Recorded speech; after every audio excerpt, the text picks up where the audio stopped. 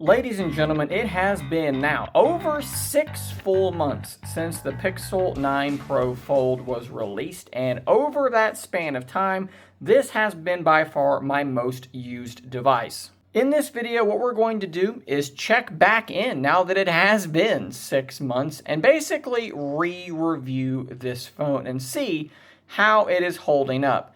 And as usual, hardware is, I think, the best place to start. And in this instance, it's kind of a difficult one for me to kind of go over because this is not the same Pixel 9 Pro Fold that I started with 6 months ago. That is because mine had to be replaced under warranty. I'm not going to spend too much time on this, but basically what happened is back in February, I had an issue with my Pixel 9 Pro Fold where it just would stop seeing my SIM card completely.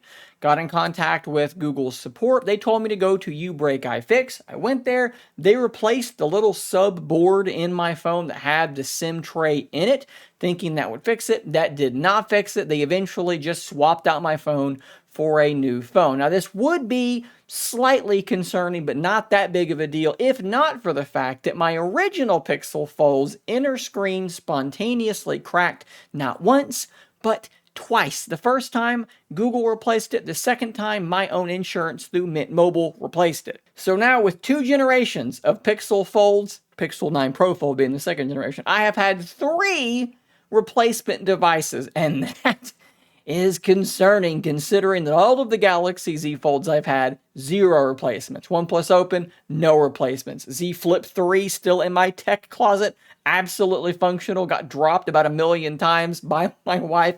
Oppo Find N5 holding up fine for a couple of months anyways. My point being, 3 failures from the Pixel Fold, none from the rest. It's anecdotal, but it's my experience, and I am going to be affected by that.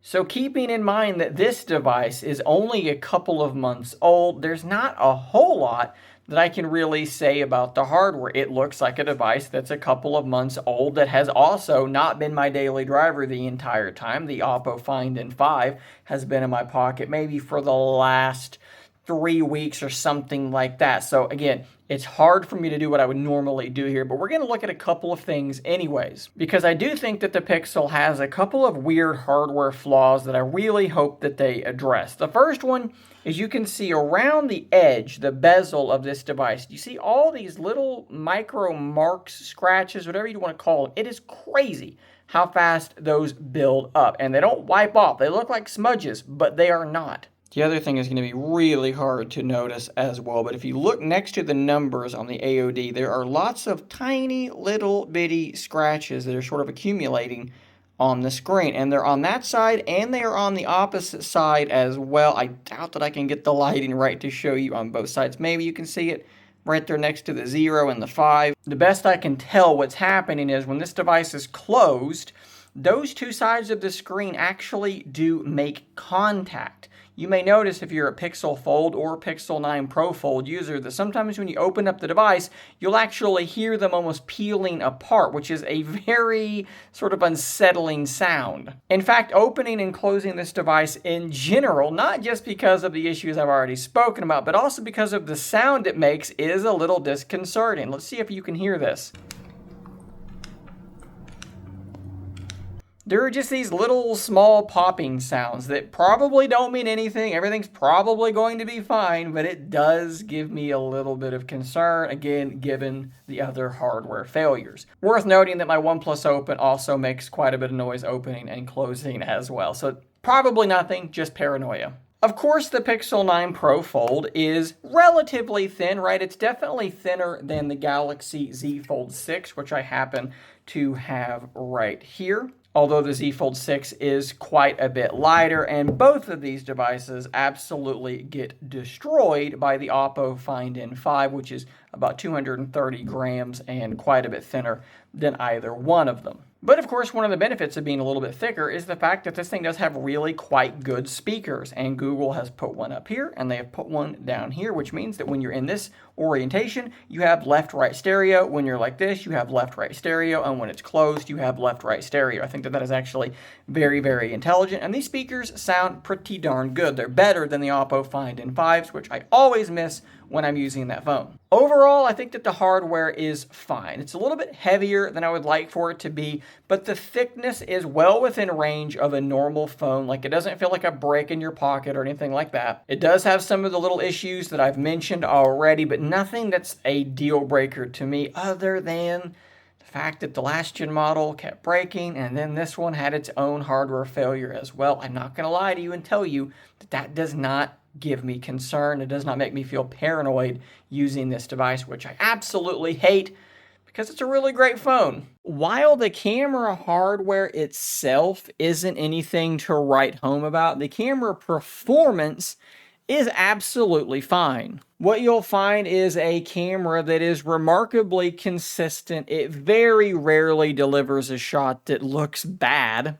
Colors remain largely neutral, sticking to a very realistic and not super stylized appearance. The 5x telephoto lens also does a pretty admirable job, especially in good lighting. Of course, in poor lighting and pushed to its limits, it's going to start to look a bit like a watercolor painting, but that's true of most telephoto sensors. By and large, what you're going to have with the Pixel 9 Pro Fold is a camera setup that you're probably going to be fine with. Is it going to blow your mind every time you pull it out and use it? No, probably not. But is it going to be perfectly serviceable in virtually all scenarios, consistently delivering usable shots?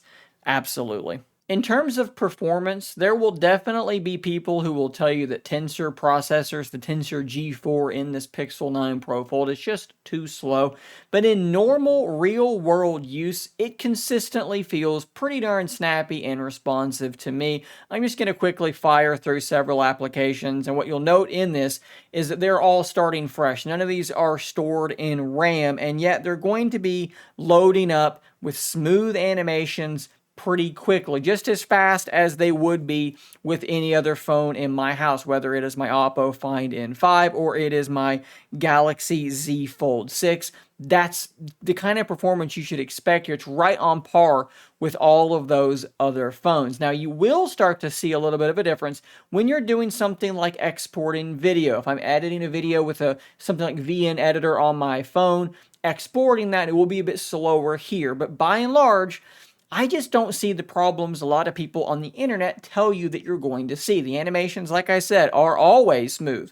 People talk about stuttering. I don't really see stuttering on this device really ever, or any more often than I do on any other device I use. People ask me all the time, how often does my Pixel overheat? And the answer is virtually never. I've had one time with a Pixel Fold where it quote-unquote overheated. I was out on a trail. It was in the mid-80s. There was not a cloud in the sky, and I was taking photo after photo after photo of wildlife, and it popped up and told me to close my camera for literally like a second. It flashed on screen and then went away, and I just continued doing what I was doing. But other than that, we got to define overheating. Overheating is where it gets so hot that something fails. It has to shut down the camera or stop you from doing something. Warm in your hand is not overheating. It will occasionally get warm in your hand, but guess what? So does the Oppo Find N5, so does my Z Fold 6. So overheating, I don't really see it. Performance issues, I don't really see it. But you know what I do see on Pixel devices?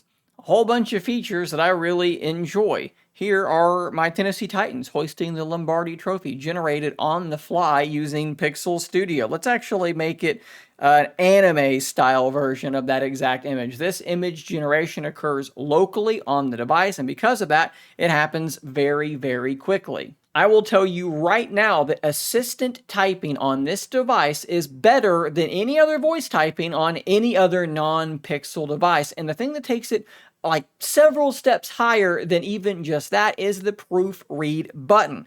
If I stop using assistant typing, I can click on this little proofread button right there, and it's going to quickly fix all the errors in this. It's going to capitalize things. It's going to add punctuation. It is fantastic. I hate typing on screens. I voice type, and then I hit proofread, and everything looks amazing.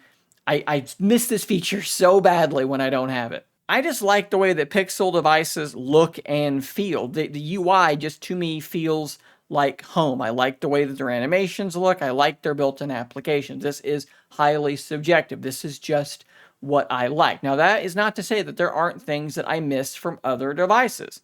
I do split-screen multitasking a lot on here. And while I will tell you that it handles 2 applications brilliantly well, with the gestures making far more sense on this device than they do on other devices, where a back gesture on the left side always goes back on the left app regardless of what app I touched last, the fact that it cannot do a third application or a floating window, yeah, that absolutely does occasionally get in the way, and I wish that that was a thing that they would somehow figure out how to roll out. How are you so far behind on this stuff, Google? It's a bummer. But even with missing those, there are more than enough features that are exclusive to Pixel devices to make it more than worth my time. Call screening is one that comes to mind. Magic Editor's Reimagine feature is phenomenal. This picture looks fine, but the grass has not fully grown back yet. So I'm going to click on this area that is just brown grass, and I'm going to click on Reimagine. And I'm going to type in green grass and flowers, and it's going to put that